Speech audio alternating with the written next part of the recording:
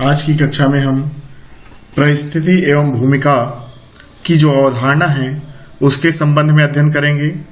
परिस्थिति एवं भूमिका, जिसे हम स्टेटस और रोल कहते हैं, तो ये समाजशास्त्र की प्राथमिक अवधारणा है।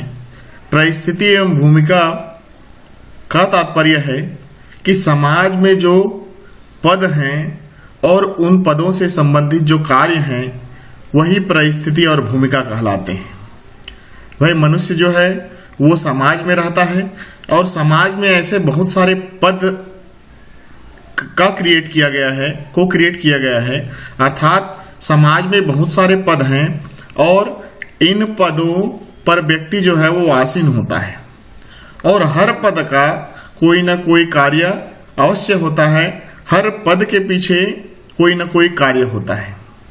जैसे कलेक्टर के कुछ ना कुछ कार्य हैं, तो समाज में यही जो पद हैं वो समाजशास्त्रीय भाषा में परिस्थिति कहलाता है और उन कार्यों से संबंधित उन पदों से संबंधित जो भी कार्य हैं जिनका निर्वहन व्यक्ति उस पद को धारण करने के बाद करता है वह क्या कहलाता है?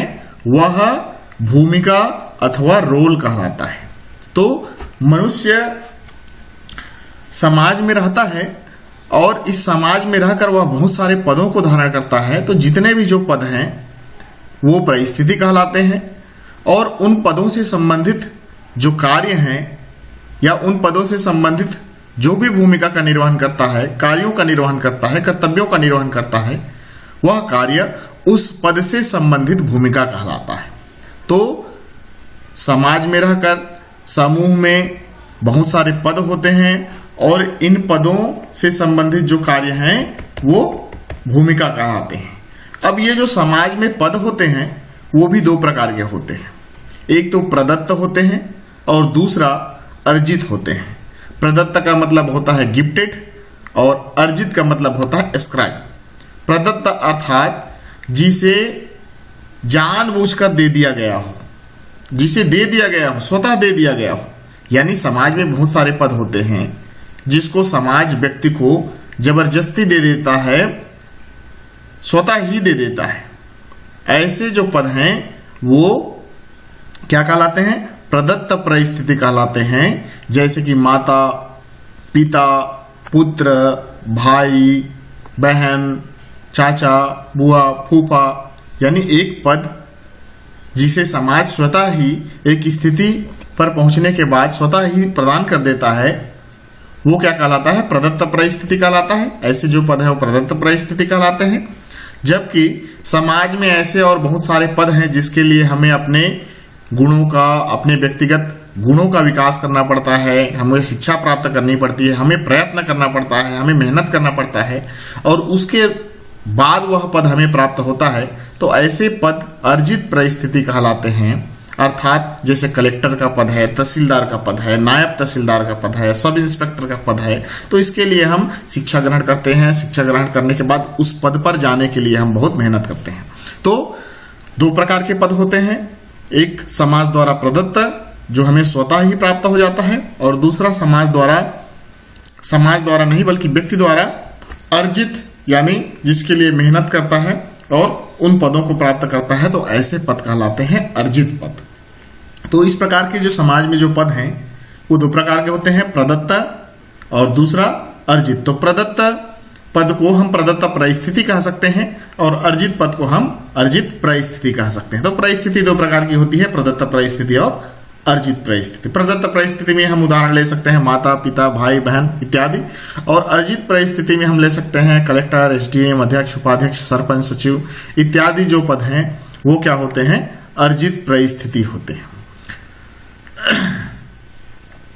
और इन पद का कोई ना कोई कार्य होता है, भाई का कोई ना कोई कार्य है, पिता का कोई ना कोई कार्य है।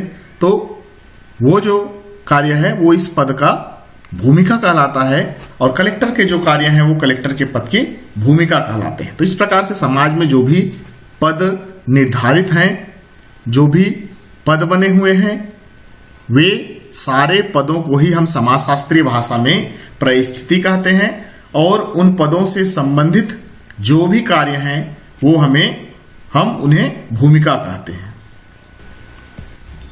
आइए अब हम जानते हैं परिस्थिति के क्या मीनिंग्स होते हैं और उसे हम कैसे डेफिनेशन दे सकते हैं या उसे कैसे परिभाषित कर सकते हैं। तो परिस्थिति का अर्थ एवं परिभाषाएं। तो परिस्थिति का तात्पर्य, जैसा कि हमने कहा कि परिस्थिति का मतलब होता है पद। तो इन्हें अलग अलग समाजशास्त्रियों ने अलग अलग शब्दावली या कोटेशन के रूप में परिभाषित किया है। तो आइए जानते हैं कि इन समाजशास्त्रियों ने परिस्थिति को कैसे परिभाषित किया है। तो हमने पहला समाजशास्त्री हमने रखा है बिरिस्टिट को। बिरिस्टिट समाजशास्त्री हैं जो लिखते हैं कि सामाजिक परिस्थिति समाज अथवा समूह में एक पद है। अर्थात इनका भी कहना है कि समाज में अथवा इस समूह में व्यक्ति जिसमें रहता है उसमें परिस्थिति केवल एक पद होता है। अर्थात बहुत सारे पद हैं और उन पदों, समाज में बहुत सारे पद होते हैं, तो उन्हीं पदों को हम समाजशास्त्रीय भाषा में परिस्थिति कहते हैं, ऐसा बिरिस्टिट का कहना है। तो बिरिस्टिट का कोटेशन है कि सामाजिक परिस्थिति समाज अथवा समूह में एक पद है, एक पद का प्रतिनिधित्व करता है। दूसरे समाजशास्त्री हमने लिए हैं इलियट एवं मेरिट। ये दो समाजशास्त्री हैं, इलियट और मेरिट। तो दोनों ने संयुक्त कोटेशन दिया हुआ है। उनका कोटेशन है कि सामाजिक परिस्थिति पद है जिसे लिंग, आयु, परिवार, वर्ग, व्यवसाय, विवाह अथवा प्रयत्नों से प्राप्त करता है। कहने का तात्पर्य यह है कि समाज में सामाजिक परिस्थिति वह पद है जिसे व्यक्ति लिंग के माध्यम से, आयु के माध्यम से, परिवार, वर्ग, व्यवसाय, विवाह या प्रयत्नों के माध्यम से प्राप्त करता है। कहने का तात्पर्य है कि लिंग के माध्यम से मतलब लिंग के माध्यम से, जैसे ही हम अपने समाज में जन्म लेते हैं तो लिंग के माध्यम से हम या तो स्त्री होते हैं या पुरुष होते हैं। तो स्त्री और पुरुष दोनों पद हैं। आयु के आधार पर हम बच्चे होते हैं, फिर युवक बनते हैं, फिर पिता बनते हैं, फिर दादा बनते हैं। तो आयु के आधार पर, परिवार के आधार पर संयुक्त परिवार या विस्तृत परिवार, व्यवसाय के आधार पर हम धनी व्यक्ति बनते हैं, संपन्न बनते हैं, विपन्न बनते हैं, गरीब, अमीर, ठीक है। इसके अतिरिक्त विवाह के आधार पर हम विवाहित और अविवाहित या पति और पत्नी, ऐसे पदों को हम अपने जीवन में धारण करते हैं। तो इलियट और मेरिट का यही कहना है कि समाज में जो पद है उसे लिंग, आयु, परिवार, वर्ग, व्यवसाय, विवाह के आधार पर हम प्राप्त करते हैं। अगले समाजशास्त्री हैं आगबर्न एवं निमकाप। आगबर्न एवं निमकाप का कहना है कि समूह में व्यक्ति के पद का प्रतिनिधित्व करता है। परिस्थिति जो है वो समूह में व्यक्ति के पद को बतलाता है। अर्थात किसी समूह में परिस्थिति का तात्पर्य है कि कोई ना कोई पद, और पद भी दो प्रकार के हो सकते हैं, अर्जित और दूसरा प्रदत्त परिस्थिति या प्रदत्त पद और अर्जित पद। तो इस प्रकार हम देखते हैं कि सारे समाजशास्त्रियों का यही कहना है कि परिस्थिति जो है वो समूह में या समाज में बनाया गया ऐसा पद है जिसको व्यक्ति ग्रहण करने के बाद उससे संबंधित भूमिकाओं का निर्वहन करता है। तो इस प्रकार हम देखेंगे कि समाज में बहुत सारे पद बने हुए हैं और इन्हीं पदों को प्राप्त करने के दो आधार हैं, दो तरीके हैं। या तो हमें वह समाज स्वतः दे देता है, एक स्थिति प्राप्त करने के बाद समाज हमें स्वतः दे देता है। जैसे कि हम अपने परिवार में जन्म लेते हैं तो लिंग के आधार पर या तो हमें पुत्र कह दिया जाता है या पुत्री कह दिया जाता है। जैसे ही हम थोड़े बड़े होते हैं तो हमको युवक कह दिया जाता है। हमारी विवाह होता है तो हमें विवाहित व्यक्ति कह दिया जाता है। हम किसी के पति बन जाते हैं, किसी के पत्नी बन जाते हैं। तो वैसे जो पद है वो हमको स्वतः ही मिल जाता है। और दूसरा, ऐसे पद जिन्हें हम गुण और योग्यता के आधार पर प्राप्त करते हैं, जिसके लिए हम तैयारी करते हैं, जिसके लिए हम कठिन परिश्रम करते हैं, जिसके लिए हम पढ़ते हैं। तो जैसे कि डॉक्टर है, कलेक्टर है, तहसीलदार, नायब तहसीलदार, सब इंस्पेक्टर, पुलिस इत्यादि ऐसे जो पद हैं जो औपचारिक है, ऐसे पदों को प्राप्त करने के लिए हम प्रयत्न करते हैं, मेहनत करते हैं, अपने गुणों को बढ़ाते हैं, अपनी योग्यताओं को बढ़ाते हैं और उसके बाद हम ऐसे पद को धारण करते हैं।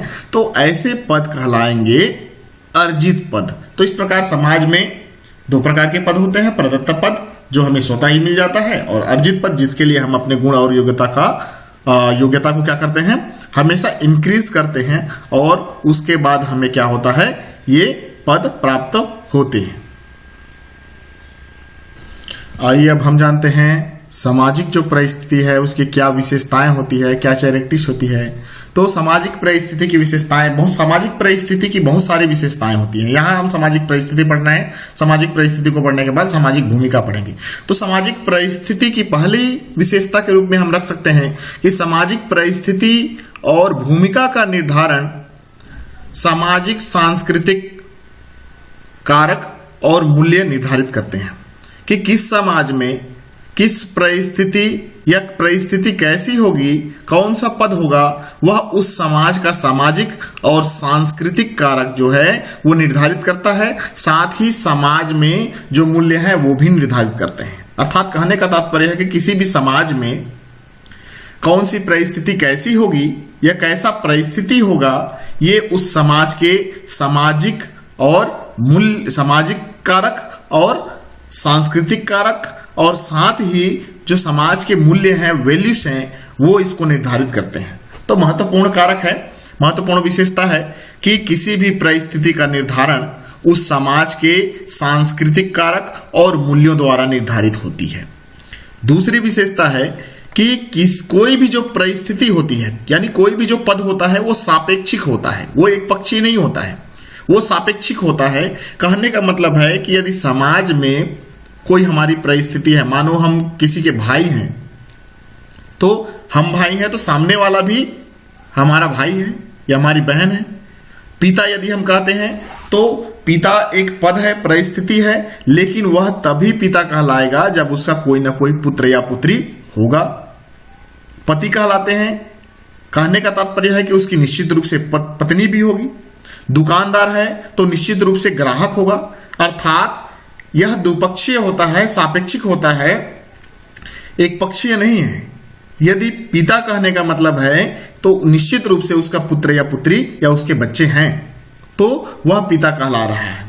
तो इस प्रकार से यह सापेक्षिक होता है। जिस प्रकार दुकानदार बिना ग्राहक के दुकानदार नहीं कहलाएगा, ठीक उसी प्रकार बिना संतान के कोई व्यक्ति पिता नहीं कहला सकता। तो कहने का तात्पर्य है कि परिस्थिति सापेक्षिक होती है, एक पक्षीय नहीं होती है। पति है कहने का तात्पर्य है कि उसकी कोई ना कोई पत्नी अवश्य है। तीसरा, परिस्थिति का निर्वहन अलग अलग व्यक्तियों द्वारा अलग अलग तरीके से किया जाता है। कहने का तात्पर्य है कि एक ही परिस्थिति को धारण करने के बाद व्यक्ति उससे संबंधित भूमिका का निर्वहन अलग अलग प्रकार से करता है। भाई हम उदाहरण के तौर पर देखते हैं कि मामा एक परिस्थिति है, मामा एक परिस्थिति है, मामा एक पद है, परिस्थिति है। तो मामा कह रहे हैं तो उसका निश्चित रूप से सापेक्षिक जो पद होगा वो भांजा होगा, भांजा है तब मामा होगा। तो मामा के रूप में जैसे हम कंस को देखते हैं और मामा के रूप में हम शकुनी के देखते हैं, तो कंस जो है वो अपने भांजे का विरोधी था, उससे घोर घृणा करता था, जबकि शकुनी जो है वो अपने जो कौरव भांजे थे उनसे बहुत प्रेम करता था। तो दो व्यक्ति एक ही पद को धारण कर रहे हैं, मामा के पद को, लेकिन दोनों से संबंधित जो भूमिकाएं हैं वो अलग अलग रूप में निर्वहन कर रहा है। उसी प्रकार प्रधानमंत्री के पद पर हम देख सकते हैं कि भाई प्रधानमंत्री बहुत सारे रहे, लेकिन एक जो मोदी जी हैं और दूसरे मनमोहन जी थे, तो दोनों व्यक्तियों ने अलग अलग व्यक्तित्व के आधार पर अलग अलग भूमिकाओं का निर्वहन किया है, अलग अलग तरीके से अपनी भूमिकाओं का निर्वहन किया है। तो इस प्रकार अलग अलग व्यक्ति जो है वो एक ही परिस्थिति को धारण करने के बाद अलग अलग प्रकार से दक्षता से उसका संबंधित भूमिका का निर्वहन करते हैं। चौथी विशेषता है कि एक व्यक्ति एक साथ अनेक परिस्थिति को धारण करता है। निश्चित रूप से एक व्यक्ति एक समय में किसी का पिता होगा, किसी का पुत्र होगा, किसी का भाई होगा, किसी का फूफा होगा, किसी का मामा होगा, किसी का दादा होगा, किसी का चाचा होगा, तो और कहीं डॉक्टर भी हो सकता है, वकील भी हो सकता है।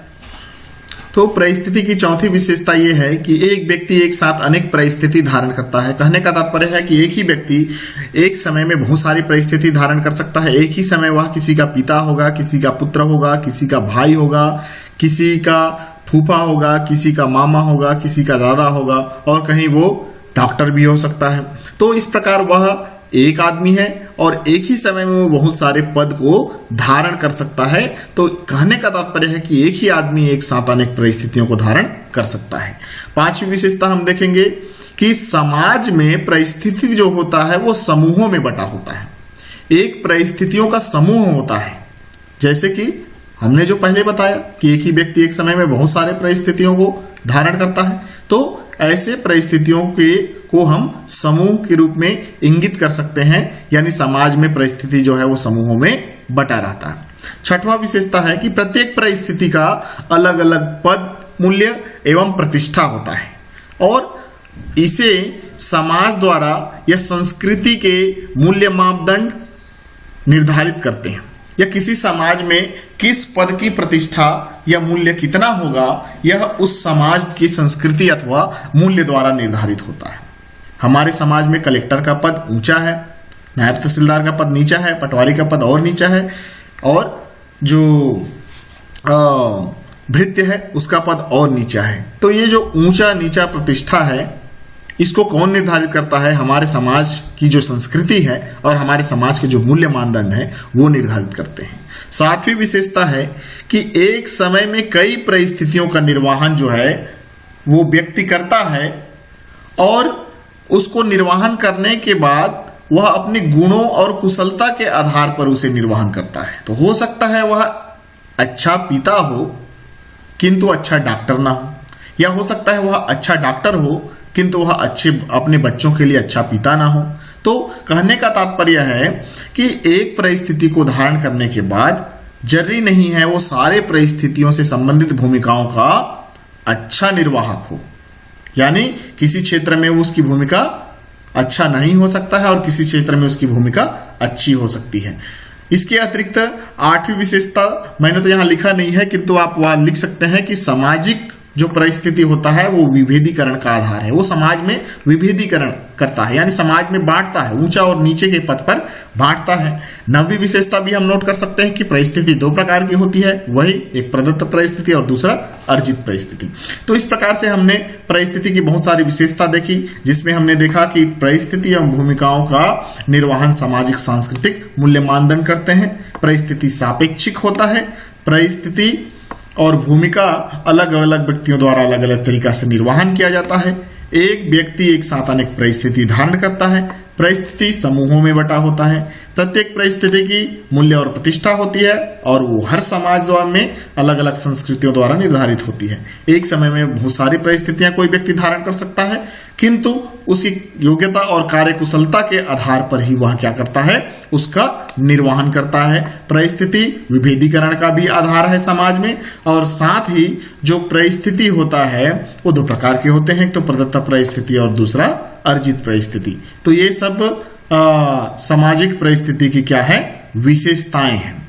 इन विशेषताओं में हमने देखा कि वही बातें बार बार रिपीट होती हैं परिस्थिति के संबंध में। तो हमको मोटे मोटे तौर पर यही समझना है कि समाज में जो भी पद हैं वो परिस्थिति कहलाते हैं, और ये जो पद हैं वो दो प्रकार के हो सकते हैं। एक तो अर्जित, जो हमें समय के साथ साथ मिल जाता है, समाज स्वतः ही दे देता है, और दूसरा प्रदत्त और दूसरा अर्जित, जिसे हम अपनी कार्यकुशलता या योग्यता या गुणों के आधार पर हम प्राप्त करते हैं। आइए अब हम देखते हैं कि सामाजिक जो परिस्थिति है वो कितने प्रकार से होते हैं, कौन कौन से उसके प्रकार होते हैं। तो इसके संबंध में राल्फ लिंटन ने बहुत कुछ लिखा है। 1936 में उन्होंने रोल एंड स्टेटस नाम की पुस्तक लिखी, और उसमें उन्होंने परिस्थिति को दो भागों में बांटा। एक प्रदत्त परिस्थिति जिसे हम एस्क्राइब्ड स्टेटस कहते हैं, और दूसरा अर्जित परिस्थिति जिसे हम अचीव्ड स्टेटस कहते हैं। तो प्रदत्त परिस्थिति और अर्जित परिस्थिति, इन दो भागों में हम परिस्थितियों को बांटते हैं। तो आइए देखते हैं, पहला प्रदत्त परिस्थिति, एस्क्राइब्ड स्टेटस किसे कहते हैं।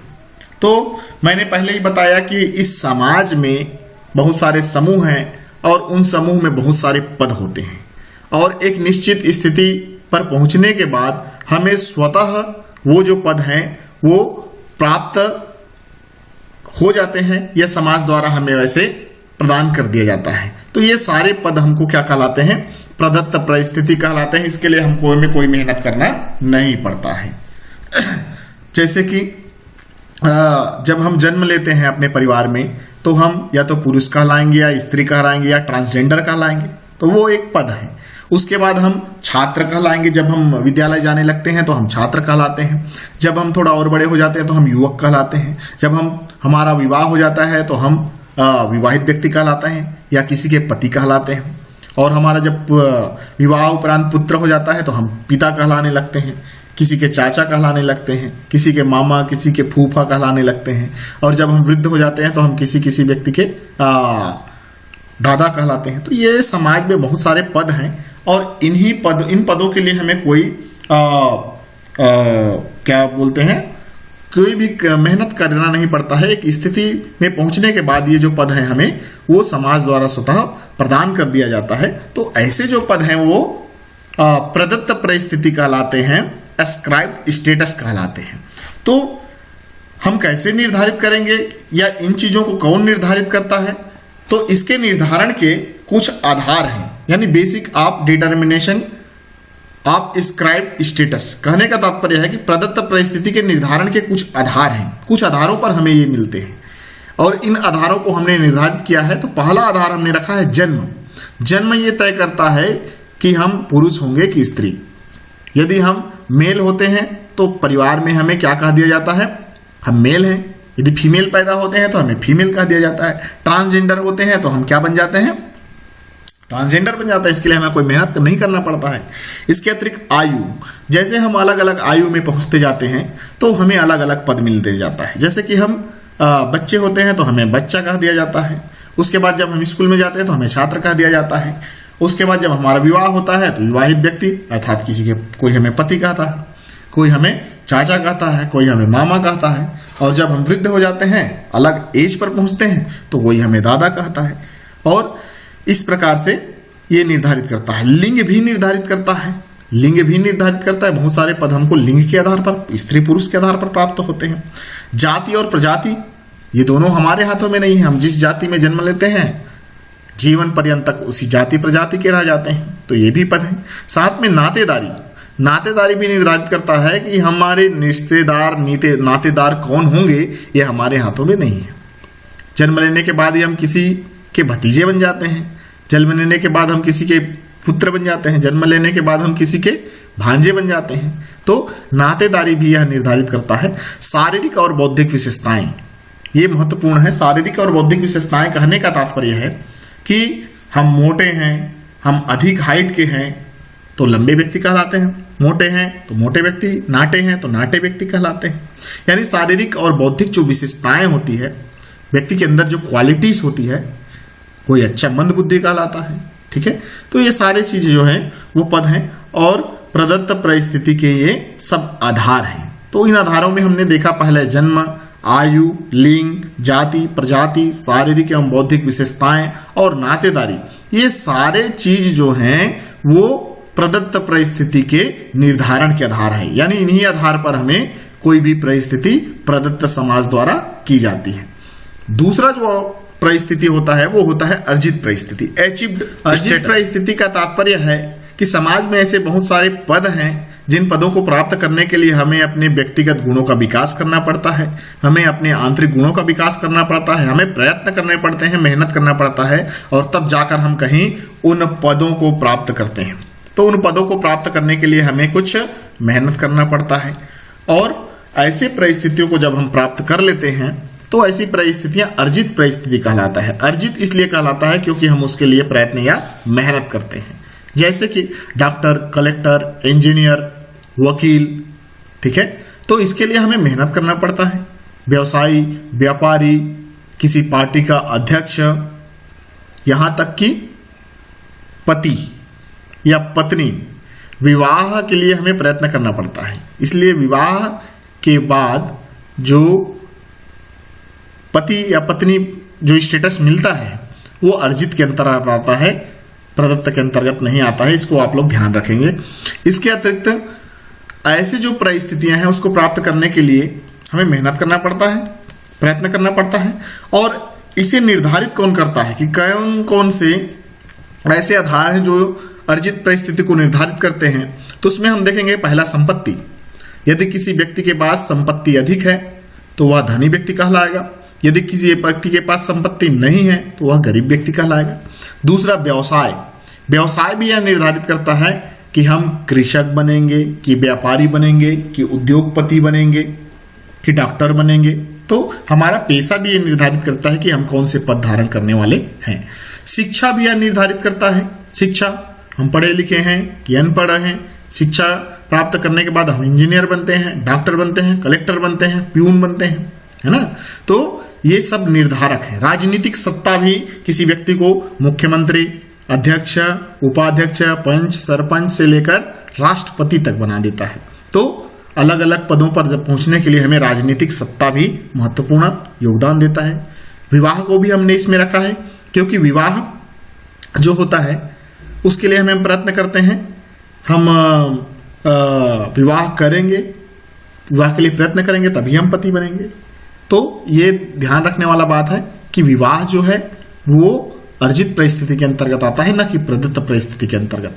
और छठवां होता है उपलब्धि। उपलब्धि यानी कोई भी ऐसी उपलब्धि हमारे अंदर के क्वालिटीज या कलाकार भी होते हैं लोग, तो ऐसी कोई उपलब्धि हम हासिल करते हैं जिसके आधार पर हमें कॉमेडियन कह दिया जाता है, हमें डांसर कह दिया जाता है, या हम अच्छे पेंटर बनते हैं। तो ये हमारी उपलब्धि होती है। तो इसके आधार पर भी हमें बहुत सारे पद मिलते हैं। तो ये सब अर्जित परिस्थिति के निर्धारण के आधार है। संपत्ति के आधार पर, व्यवसाय के आधार पर, शिक्षा के आधार पर, राजनीतिक सत्ता के आधार पर, विवाह के आधार पर और उपलब्धियों के आधार पर हम अर्जित परिस्थिति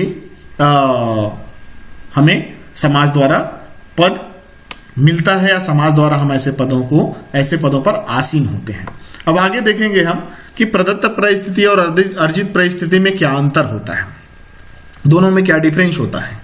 तो हम बार बार रिपीट कर रहे हैं कि सोसाइटी में, समाज में जो अर्जित परिस्थिति है उसके लिए हमें प्रयत्न करना पड़ता है, प्रतिस्पर्धा करना पड़ता है, जबकि प्रदत्त परिस्थिति के लिए हमें कोई भी मेहनत नहीं करना पड़ता है। समाज हमें स्वतः स्थिति पर पहुंचने के बाद हमें प्रदान कर देता है। दूसरा अंतर यह है कि प्रदत्त परिस्थिति का जो स्रोत होता है वो किसी भी समाज का प्रथा, परंपरा, संस्कृति होता है निश्चित रूप से, और अर्जित परिस्थितियों के लिए जो स्रोत है वो स्वयं व्यक्ति का व्यक्तिगत गुण होता है। तीसरा डिफरेंस हम देखेंगे कि प्रदत्त परिस्थिति का निर्धारण जन्म, आयु, लिंग, जाति, प्रजाति ये सब तय करते हैं, जबकि अर्जित परिस्थिति का निर्धारण शिक्षा, आय, संपत्ति, व्यवसाय इत्यादि करता है। वही जो हमने ऊपर देखे। प्रदत्त जो परिस्थिति होता है उसका आधार स्थायी है, जबकि अर्जित परिस्थिति का जो आधार है वो परिवर्तनशील है। जन्म, आयु, लिंग, जाति, प्रजाति ये सब प्रदत्त आधार हैं और ये हमेशा वही रहेंगे, जबकि अर्जित परिस्थिति का जो आधार है, बेसिस हैं, वो परिवर्तनशील होते रहते हैं।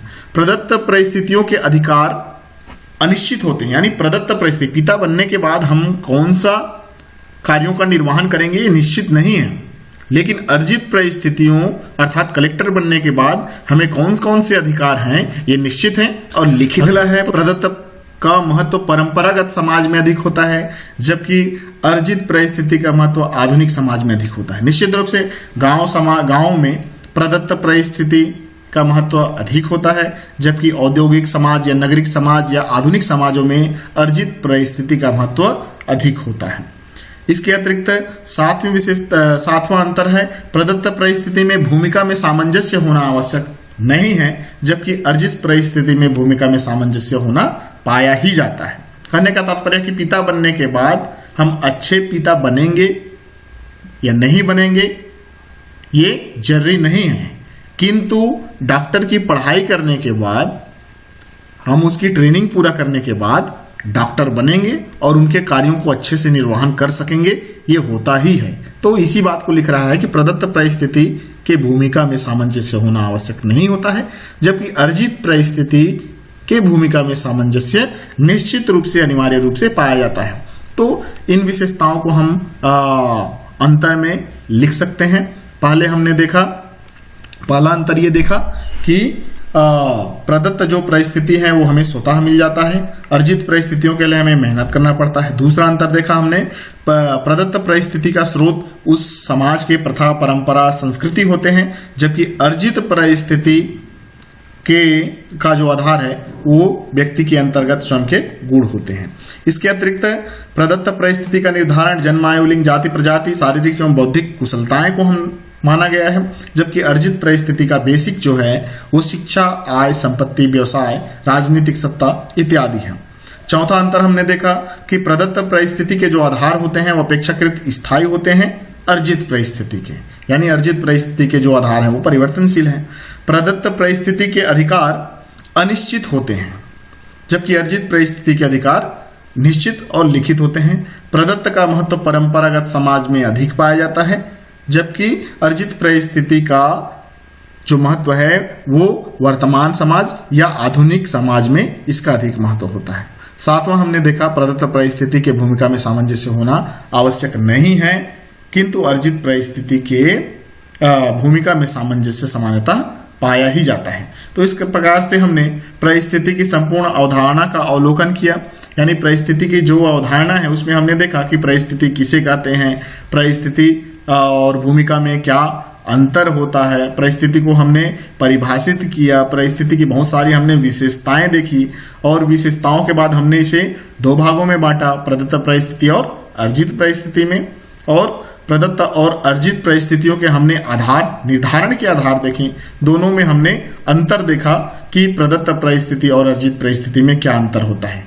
अगले कक्षा में हम भूमिका के बारे में पढ़ेंगे।